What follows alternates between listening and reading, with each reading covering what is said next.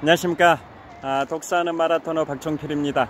자, 이곳 풍납토성 나들목 근처에서 한강 자전거길을 통해 서쪽 방향 잠실 나들목 방향으로 자전거를 타고 이동하면서 촬영하겠습니다. 현재 시각은 2023년 5월 11일 목요일 저녁 8시 정도 됐습니다. 자, 자전거를 타고 힘차게 이동하도록 하겠습니다. 화이팅!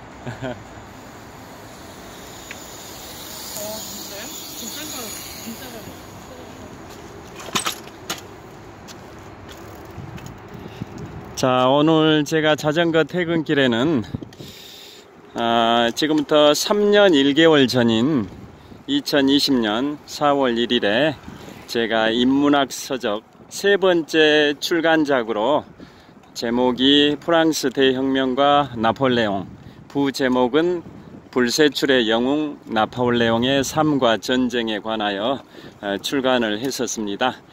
그 내용 중에 본문에서는 나폴레옹의 그 수많은 전투들을 다루고 있고 부록에서는 6가지 부록이 있는데요. 그 중에 첫 번째가 나폴레옹의 주옥 같은 명언입니다. 명언. 그래서 그 부록 첫 번째 담겨있는 나폴레옹의 주옥 같은 명언에 총 69가지, 69개의 명언이 있는데요. 오늘 자전거 퇴근길에 그 중에 주요 명언을 소개해 드리겠습니다. 자, 첫 번째, 제가 최근에 계속 나폴레옹에 관해서 소개해 드리면서도 언급드렸던 내용이기도 한데요. 첫 번째 명언은 내 평생 40번 싸워 이겼다는 명예는 워털루의 패배로 모두 사라졌다. 그러나 영원히 남을 것이 하나 있다. 그것은 나의 민법전이다. 라고 유언을 남길 정도로 나폴레옹은 자신의 민법전이 자신의 최고의 업적이라고 평가를 했고요. 나폴레옹 뿐만 아니라 그 당시에 세상 사람들 또 지금의 사람들도 다 그렇게 평가합니다. 그 나폴레옹 민법전이 세계 3대 성문법 중에 하나입니다. 고대 바빌로니아의 함무라비 법전, 중세 로마의 로마법 대전과 함께 나폴레옹 민법전이 세계 3대 성문법 중에 하나에 속해 있습니다. 그 정도로 나폴레옹은 40번 싸워서 이겼다라는 그 전쟁 승리의 영광은 1815년 6월 18일 워털루에서 영국의 웰링턴 장군과 프로이센 연합군을 상대로 프랑스의 나폴레옹군이 싸워서 프랑스 나폴레옹군이 패배했죠. 그래서 나폴레옹의 몰락을 가져왔는데요. 그래서 평생 40번 싸워서 이겼던 그 전쟁 승리의 영광은 워털루에서 패배해서 모든 게 사라졌다. 그러나 영원히 남을 것이 하나 있는데 그것은 세계 3대 성문법 중 하나인 나폴레옹 민법전이다. 뭐 그런 취지가 첫 번째 명언으로 소개해 드립니다. 두 번째, 나의 사전에 불가능이란 단어는 없다 라는 말 워낙 많이 들어보셨을 겁니다. 1800년 5월 말에 나폴레옹이 군대를 이끌고 알프스의 생베르나르 협곡을 넘어갈 때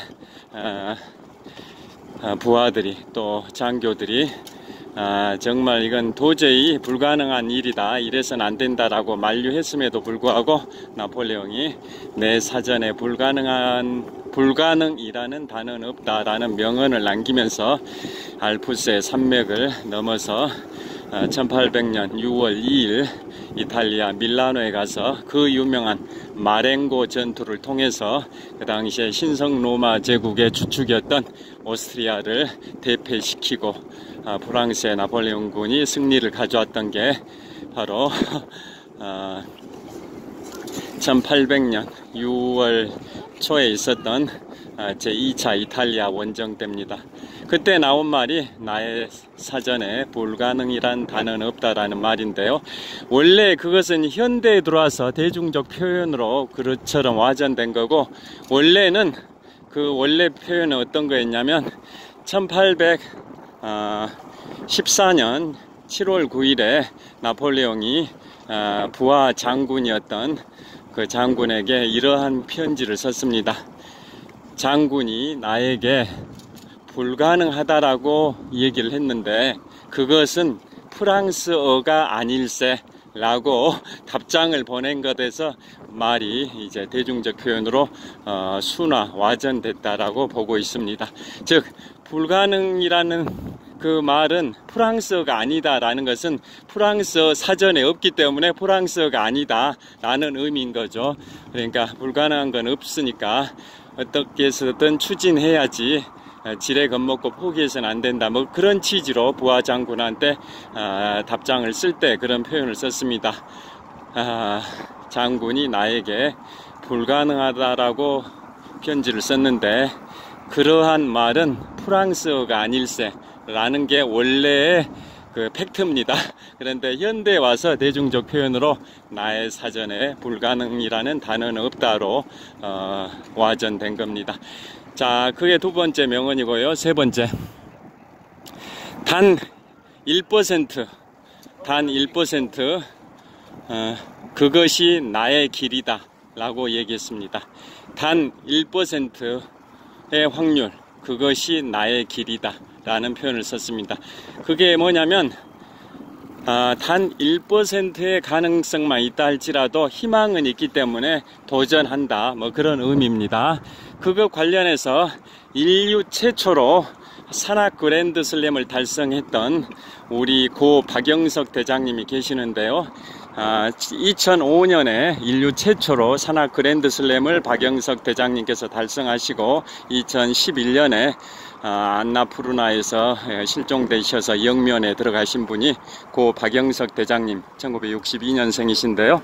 자, 그분이 인류 최초의 산악 그랜드 슬램을 달성하실 때도 비슷한 말을 썼습니다. 자, 산악 그랜드 슬램은 뭐냐면 히말라야 8,000m급 14자를 모두 완등하고 세계 7대륙 최고봉을 다 완등하고 지구 상극점까지 도달해야 됩니다. 남극점, 북극점, 지구 최고봉, 에베레스트, 이런 식으로 이 세 가지 부문을 다 석권해야 산악 그랜드 슬램인데요.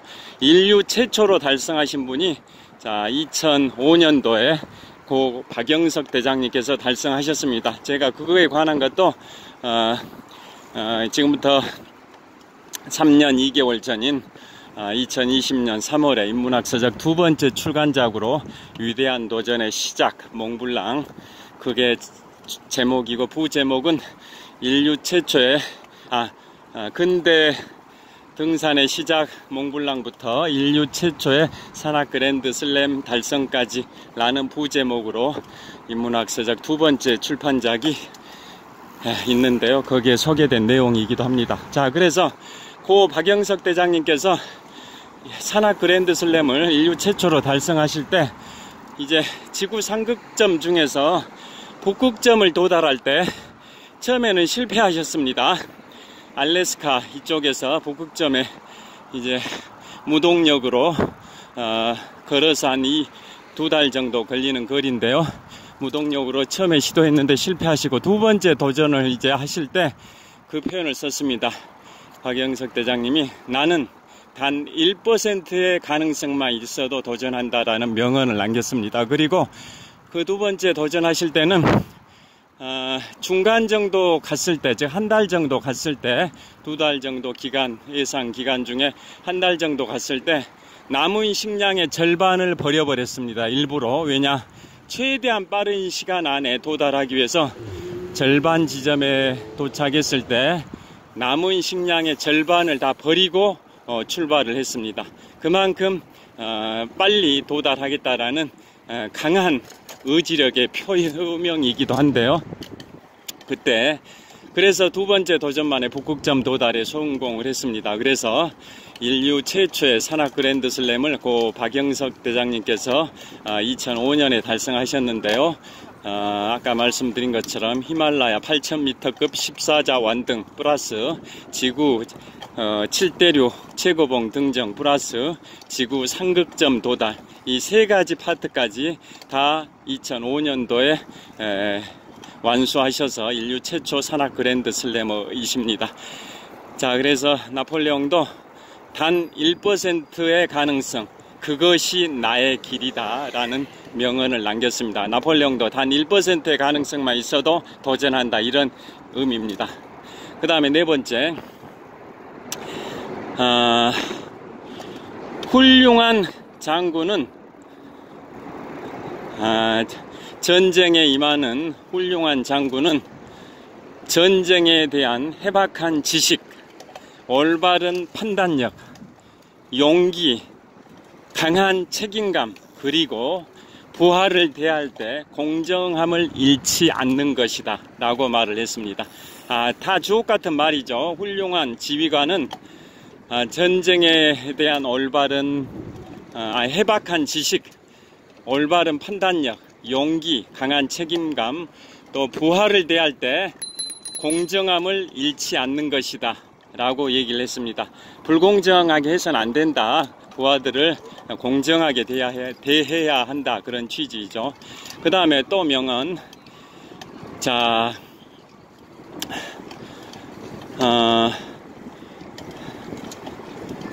전쟁에 임하는 장군이, 전쟁에 돌입한 장군이 확실하게 알 수 있는 것은 아무것도 없다. 전쟁에 돌입한 장군이 확실하게 알 수 있는 것은 아무것도 없다.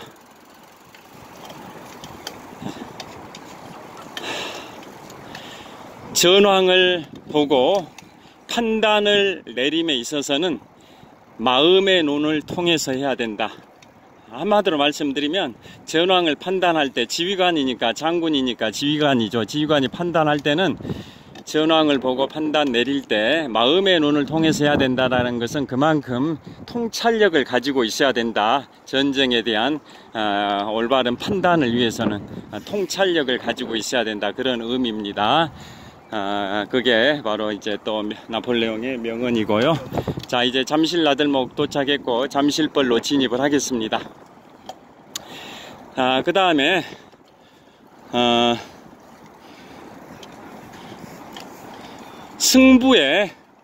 전쟁의 승부는 간단하다. 전쟁의 승부는 그렇게 복잡한 게 아니다. 평생 40번 싸워 이겼던 나폴레옹 했던 말입니다. 자, 전쟁의 승부는 간단하다.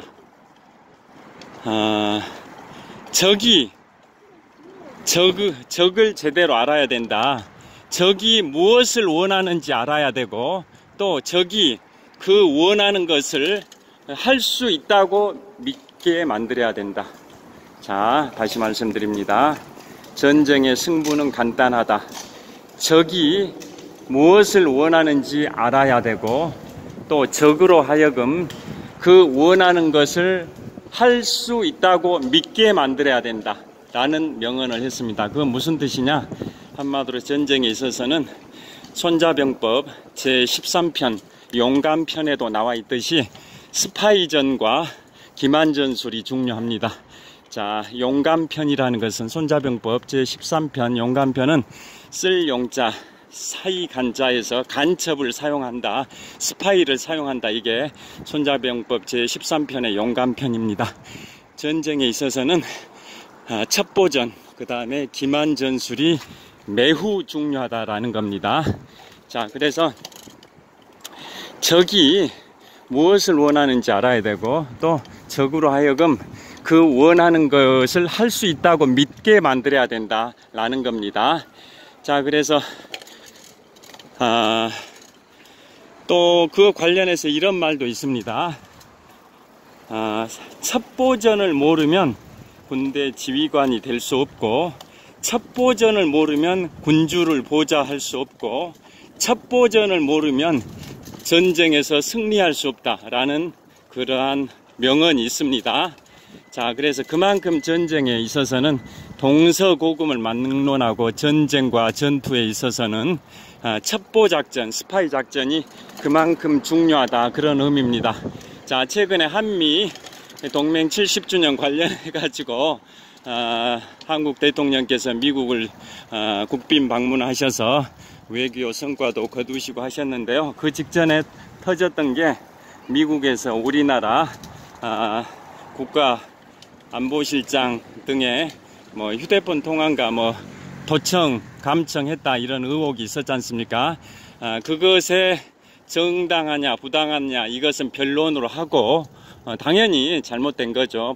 변론으로 하고 그만큼 첩보전이 중요하다라는 방증이기도 합니다. 동서고금을 막론하고 첩보작전, 적을 알아야 나를 적을 알고 나를 알아야 백전백승, 지피지기면 백전백승이라는 말이 있듯이 그만큼 적을 알려면은 여러가지 모든 방법을 총동원해야 된다. 그게 바로 첩보전이고 영어로는 스파이입니다. 스파이. 그리고 상대방을 속이는 작전, 그게 기만전술이죠. 자, 나중에 기회가 있으면 말씀드리겠습니다만은 제2차 세계대전 중에 1943년에 민스미트 작전이라는 게 있습니다. 민스미트 작전이 뭐냐면 그 당시에 전범 국가였던 독일과 이탈리아, 일본 세 개 국가가 있는데요. 추축국이라고 하죠. 그 중에 이탈리아, 연합국이 이탈리아를 이제 상륙할 때 먼저 시칠리아로 상륙을 했습니다. 그 다음에 이탈리아 본토로 상륙을 했는데요. 그때 그 추축국인 이탈리아를 점령하고 있었던 독일군은 연합국이 어느 지역으로 상륙할지 잘 모르는 그런 상황이었었던 거죠. 물론 이제 그 다음 연도인 1944년에는 노르망디 상륙작전도 있긴 합니다만은 그보다 1년 앞선 1943년에는 연합국이 이탈리아에 상륙을 함에 있어서 1단계로 시칠리아에 상륙했고 2단계로 이탈리아 본토에 상륙을 했었던 과정이 있는데요. 그때 독일 입장에서는 연합국이 어디로 상륙할지 모르는 그런 거다 보니까 답답했을 텐데 그때 연합국의 이제 일원이었던 영국이 아이디어를 낸 게 자세한 건 나중에 말씀드리기로 하고요. 그리스로 상륙할지 이탈리아 샤르데냐로 상륙할지 둘 중에 하나인 것처럼 기만전술을 펼쳤습니다. 그런데 실제로는 시칠리아로 상륙을 했습니다. 그 작전이 바로 민스미트 작전입니다. 민스미트가 고기를 다져서 만든 그러한 미끼용 고기입니다. 미끼용 고기. 어떤 낚시질을 할 때 미끼용 고기, 그걸 민스미트라고 하고 영국의 음식 중에 고기를 잘게 육회 만들 때처럼 고기를 잘게 썰어 가지고 다져서 만든 음식을 민스 미트라고 하는데요. 거기에서 말을 따와 가지고 미끼용으로 사용한다. 즉 우리 연합국이 그리스나 샤르데냐 둘 중에 한 군데로 상륙할 것이다 라는 것처럼 기만을 한 거죠. 그런데 실제로는 시칠리아로 상륙을 해 가지고 성공을 했었던 겁니다. 여하튼 그때도 첩보작전의 중요성이 부각이 된 거고 그 작전명이 첩보작전 이름이 민스미트 작전이고 실제 이탈리아에 상륙했던 작전은 허스키 작전이라고 합니다. 여하튼 그만큼 동서고금을 막론하고 전쟁이 있어서 스파이전, 첩보전은 그만큼 중요합니다. 그래서 첩보전을 모르는 지휘관은 지휘관이 될 자격이 없고 군주를 보좌할 수 없고 전쟁에서 승리할 수 없다. 그러한 말이 있습니다. 자, 그리고 첩보전의 비용이 아깝다라는 이유로 첩보전을 소홀히 하는 것은 정말 어리석은 것이다 라고 손자병법에도 나와 있습니다. 자, 자, 이곳은 잠실 갤러리 아파트 사거리에서 롯데월드 타워 방향을 촬영하고 있습니다. 자, 파란 신호등 횡단보도 건너도록 하겠습니다. 화이팅! 자, 파란 횡단보도 지나겠습니다. 그만큼 전쟁에 있어서 첩보작전은 중요하다 그런 의미가 되는 거고요. 그래서 뭐 지피지기면 백전백승이다 다 그런 게 그 같은 맥락이라고 보시면 되겠습니다. 자, 그 다음에 또 이제 나폴레옹의 명언이 뭐가 있냐면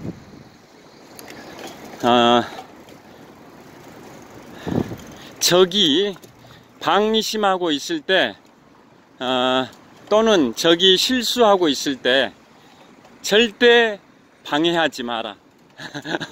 적이 실수하고 있을 때 절대로 방해하지 마라. 즉 실수하는 거 그대로 두고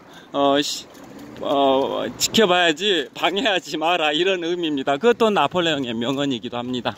그 다음에 또 명언이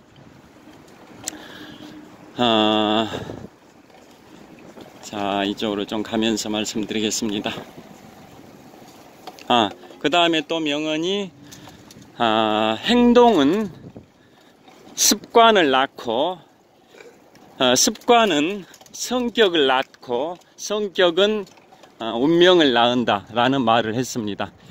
다 거기에서 파생된 여러 가지 말들 다 아실 겁니다. 그래서 행동의 씨앗을 뿌리면 습관의 열매가 맺고 습관의 씨앗을 뿌리면 성격의 열매가 맺고 성격의 씨앗을 뿌리면 운명의 열매가 맺는다 라는 말이 거기에서 파생됐습니다. 즉 어떠한 행동을 자주 하게 되면 그게 습관이 되고, 또 어떠한 습관을 자주 하게 되면 성격을 형성하고, 그 성격이 계속 지속되면 그 사람의 운명을 좌우한다, 이런 의미입니다. 그게 또 나폴레옹이 했던 말입니다.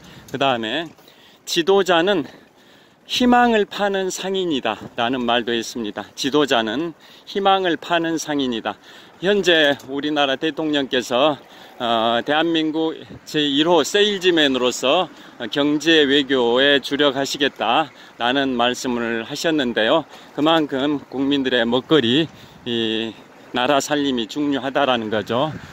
그런 말씀을 하셨듯이 지도자는 희망을 파는 상인이다 라는 말을 나폴레옹이 했었습니다. 그 다음에 한 나라의 재산의 크기는 땀 흘려 부지런히 일하는 국민의 수에 달려있다 라고 했습니다. 자, 한 나라의 재산의 크기, 규모는 땀 흘려 일하는 부지런한 국민들의 숫자에 달려있다 라는 겁니다. 그게 무슨 뜻일까요? 자, 우리나라도 이제 초고령 사회에 진입을 했지 않습니까? 그래서 요즘 출산율도 최저 수준이고, 한 결혼한 신혼부부가 아이들을 0.78명인가 그것밖에 안 난다라고 하지 않습니까? 평균적으로. 과거에 저희 세대 때는 기본적으로 2자녀 정도는 낳고, 저희 부모님 세대에서는 서너 자녀를 출산하셨는데, 지금은 결혼도 좀 많이 늦어질 뿐만 아니라 결혼했다 할지라도 평균적으로 출산하는 자녀 숫자가 0.78명인가 그 정도밖에 안 되는 걸로 제가 한 달쯤 전에 뉴스 들었는데요. 그만큼 출산은 줄어드는데 수명은 늘어나니까 무병장수면 좋은데 유병장수하는 게 현 세태죠. 무병장수, 병들지 않고 100세까지 사시면 정말 좋은데, 그렇지 않고 수명은 늘어나지만은 병든 상태에서 오래 사시니까 그게 또 고통일 수도 있긴 한데요. 여하튼 수명이 늘어나다 보니까 고령화 사회가 된 거고, 그 많은 고령자들을 적은 숫자의 젊은 청년들이 또 부양해야 되는 그러한 것 때문에 정말 우리나라도 앞으로 초고령화 사회 이 이슈가 굉장히 사회적 문제로 부각이 되고 있지 않습니까? 그렇듯이 나폴레옹이 200여 년 전에 명언 중에 그거와 관련된 명언을 한 거죠. 한 나라의 재산의 크기, 규모는 땀 흘려 부지런히 일하는 국민의 숫자에 달려있다. 그만큼 경제활동 인구가 많아야 국가 경제력이 커진다, 그런 의미인 거죠. 그 다음에 또 어떤 명언을 남겼냐면요.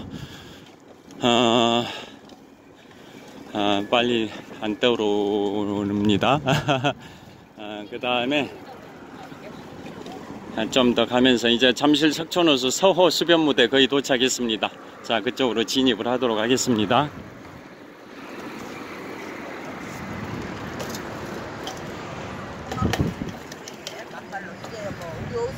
자, 이제 잠실 석촌호수 서호 수변무대 롯데월드타워 123층 555m 높이 롯데월드타워. 현재 전광판 시계가 8시 32분입니다. 8시 32분.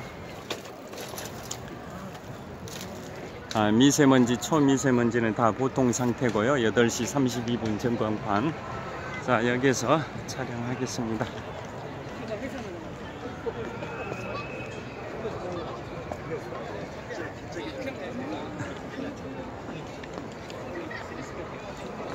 자, 롯데월드 타워입니다. 123층 555m 높이 기준 세계 5위 규모 OECD 국가에서는 가장 높은 빌딩 롯데월드 타워를 촬영하고 있습니다. 자, 산책로, 조깅로에 운동하는 분들이 꽤 많이 보입니다.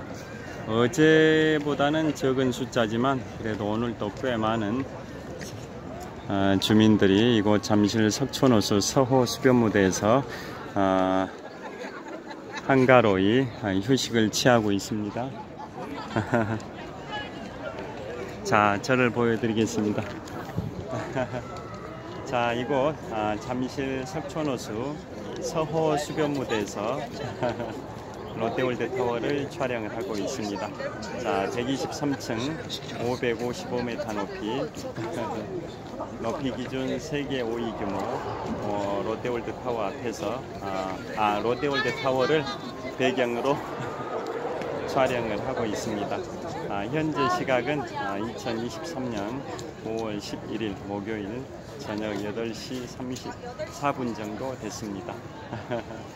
현재 기온은 어제하고 비슷할 것 같습니다. 기온이 한 22도에서 3도 정도 되는 것 같습니다. 저녁 9시가 가까워지는데도 쌀쌀하지 않고 포근한 날씨입니다.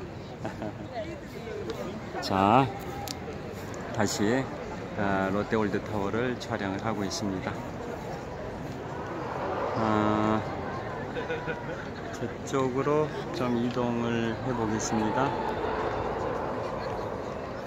달리기 하는 분들도 보입니다. 산책하는 분들, 또 달리기 하는 분들, 꽤 많은 분들이 저녁을 한가로이 휴식을 취하면서 보내고 있습니다.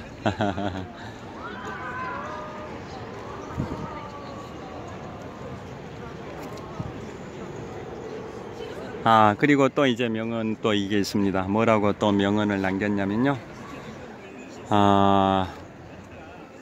미래를 내다보지 못하는 자는 패배한 자다. 미래를 내다보지 못한 자는 패배자이다 라는 말을 남겼습니다. 같은 맥락에서 또 어떤 명언을 남겼냐면, 나는 2년 후를 내다보지 않고 살아본 적이 한 번도 없다. 즉, 나폴레옹은 최소한 2년 앞에 미래를 내다보고 평생을 살아왔다, 그런 의미입니다. 나는 2년 앞을 내다보지 못하고 살아본 적이 한 번도 없다 라는 명언을 남긴 겁니다. 그만큼 나폴레옹은 미래를 내다보는 그러한 천리안 정도는 아닐지라도 미래를 내다보면서 살았다, 뭐 그런 의미가 되겠습니다. 자, 저기 또 롯데월드 서호 한복판에는 롯데월드의 야외 놀이시설인 롯데월드 롯데월드 아일랜드고요. 아일랜드에 지금은 자이로 스윙이 좌우로 흔들리고 있습니다. 그리고 롯데월드 타워 외형 아웃라인이 강한 조명을 발산하고 있습니다. 자, 그 다음에 북쪽 방향 롯데월드 실내 놀이시설인 롯데월드 어드벤처 건물입니다. 또 그리고 나폴레옹 명언 중에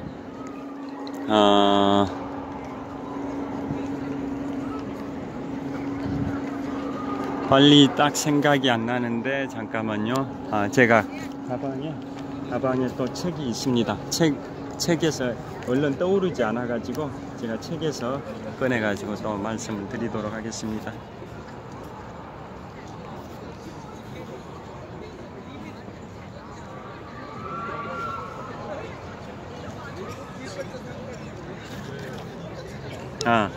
또 어떤 말을 남겼냐면요. 나는 영토를 잃는 한이 있다 할지라도 시간을 잃지는 않을 것이다 라는 말도 남겼습니다. 즉, 그만큼 시간 관리가 중요하다, 이런 의미입니다. 나폴레옹이 약 15년 동안 유럽 대륙을 평정을 했었는데요. 나폴레옹이 그만큼 일종의 영토 야욕도 있었다고 볼 수도 있었던 거죠. 그런 야심이 있었기 때문에 유럽 거의 전역을 평정을 했었지 않습니까? 그런데 그런 나폴레옹이 그러한 좀 모순적인 표현이라고 할 수도 있는 나는 영토를 잃는다 할지라도 시간을 잃지는 않을 것이다. 그만큼 시간 관리가 중요하다. 그런 의미가 되겠습니다. 자, 그 다음에 괴로움을 견디려면 죽음보다 더 큰 용기가 필요하다라는 말도 남겼습니다. 그건 무슨 의미일까요? 보통 요즘 뭐 세상살이가 힘드니까 자살을 하기도 하는데 그 괴로움을 견디기가 어려우니까 자살을 하는 거죠. 그렇다 보니까 그 괴로움을 견딘다라는 것은 그 자살보다 더 큰 용기가 있어야 자살하지 않고 계속 살아가게 된다. 그런 의미가 되겠죠. 괴로움을 견디려면 죽는 것보다 더 큰 용기가 필요하다라는 명언을 남겼고요. 그 다음에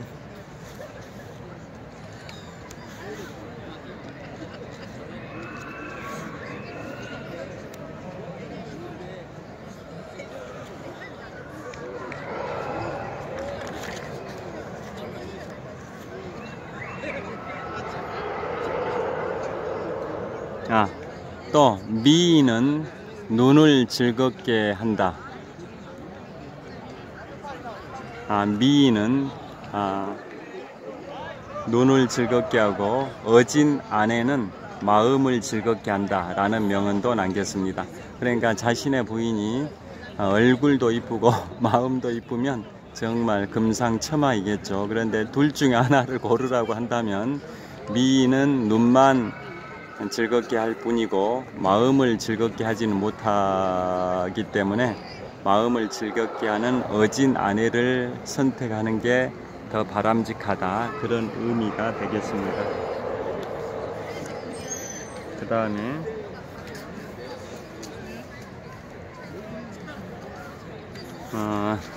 가장 커다란 위험은 승리의 순간에 도사린다 라는 말을 했습니다. 가장 커다란 위험은 승리의 순간에 도사린다. 그게 무슨 의미일까요? 그러니까 호사다마라는 사자성어가 있습니다. 호사다마, 좋은 일에는 마가 낄 수 있다. 이런 의미지 않습니까? 그래서 좋은 일에는 즉 승리의 순간에 그러한 위험이 도사리고 있기 때문에 항상 주의를 해야 된다. 그런 의미가 되겠습니다. 그리고 보통 우리 사자성어에 일희일비하지 마라 이런 의미가 있습니다. 자, 일희일비하지 마라. 그 관련해서도 나폴레옹이 또 어떤 명언을 했냐면요. 인생에서 가장 중요한 것은 실패했다 해서 낙심하지 말고 승리했다고 해서 지나치게 기쁨에 도취하지 마라 라는 명언도 했습니다. 다시 말씀드리면 인생에 있어서 가장 중요한 것은 실패했다고 해서 낙심하지 말고 성공했다고 해서 즉 승리했다고 해서 지나치게 기쁨에 도취하지 마라, 즉 일희일비하지 마라 라는 취지의 명언도 했습니다. 그 다음에 고통을 거치지 않고 얻은 승리, 영광은 진정한 영광이 아니다 라는 말도 했습니다. 즉 우리 사자성어에 고진감래라는 말이 있습니다. 고통의 시간을 지나다 보면 달콤한 시간이 온다, 뭐 그런 의미지 않습니까? 고진감래. 그러한 말도 같은 맥락인데요. 고통을 거치지 않은 승리는 진정한 승리, 진정한 영광이 아니다. 뭐 그런 취지의 말도 했습니다. 그 다음에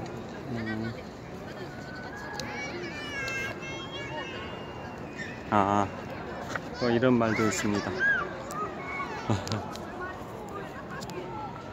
또 이런 말도 있습니다. 자신이 할 수 있는 모든 것을 하는 것은 인간이 되는 것이요, 자신이 하고 싶은 것을 모두 하는 것은 신이 되는 것이다 라는 말도 했습니다.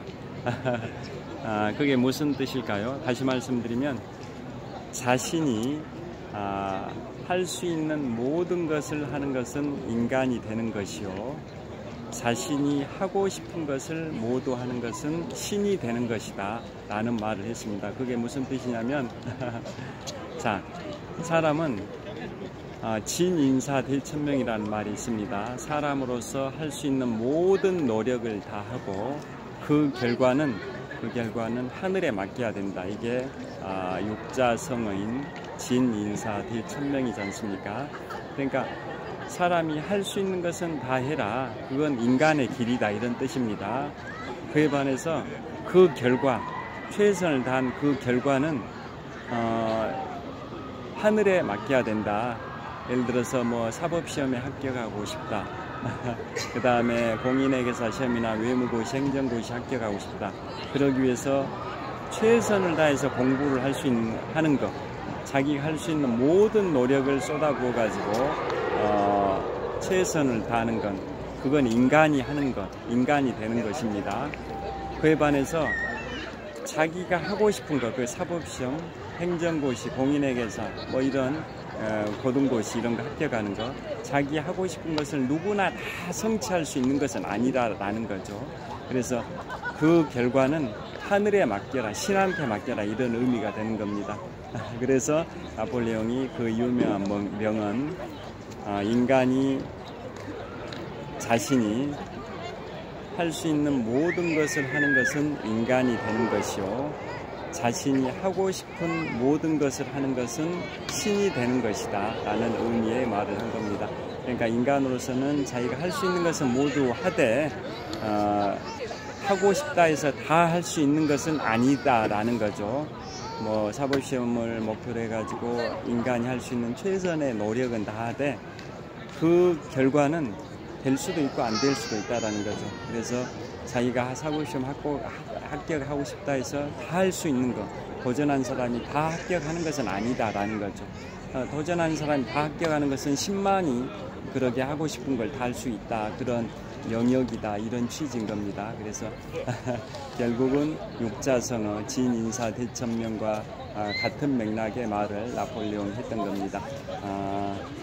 자신이 할 수 있는 모든 것을 다 하는 것은 인간이 되는 것이요, 자신이 하고 싶은 모든 것을 하는 것은 신이 되는 것이다 라는 말을 했었던 겁니다. 그 다음에 계속 롯데월드타워를 촬영을 해보겠습니다.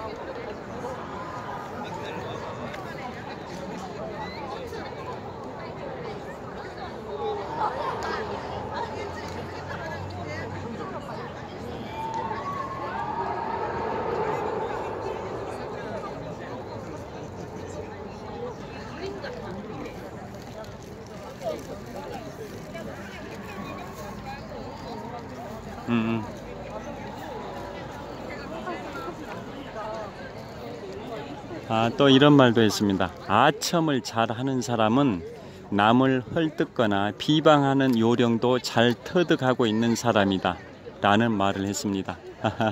자, 그러니까 어떤 사람한테 아첨을 하고 아부하고 이런 걸 잘하는 사람은 뒤에 가서는 그 사람을 비방할 수도 있고 헐뜯을 수도 있기 때문에 경계할 필요가 있다. 그런 취지의 말을 한 겁니다. 아첨을 잘하는 사람은 남을 헐뜯거나 비방하는 요령도 터득하고 있는 사람이다. 그렇기 때문에 주의해야 된다. 경계해야 된다. 그런 취지의 말을 했습니다. 또 숭배의 대상이기도 하고 그 다음에 두려움의 대상이 되는 것이기도 하는 것, 그게 통치이다 라는 말을 했습니다. 즉 통치자는 숭배의 대상이 될 뿐만 아니라 또 두려움의 대상이 되어야 한다, 그런 의미의 말을 했던 겁니다. 숭배의 대상이자 두려움의 대상이 되는 것, 그것이 통치이다 라는 말을 한 겁니다. 그러니까 요즘 민주공화국 이러한 현대 사회에서 딱 맞아 떨어지지 않을 수도 있습니다만은 과거에 그 당시에 절대 군주정 시절 그 당시에는 통치자라는 것은 절대 군주는 국민들로부터 백성들로부터 숭배의 대상이어야 할 뿐만 아니라 두려움의 대상이기도 해야 된다. 그런 취지의 명언을 나폴레옹 보나파르트가 했었던 겁니다. 그 다음에 또 보겠습니다.